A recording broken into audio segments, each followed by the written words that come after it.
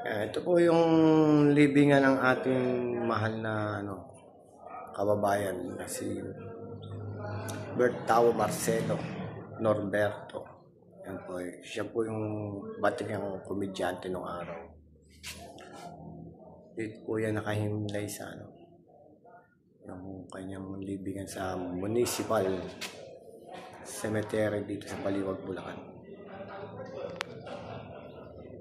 Yan po.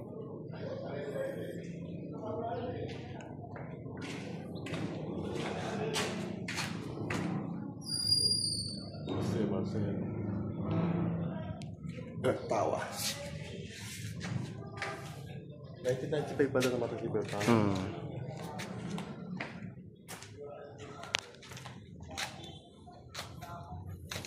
Namin likod lang pala niya ng puntod ng kaibigan namin, si Antonio Victorino alias Tonyo.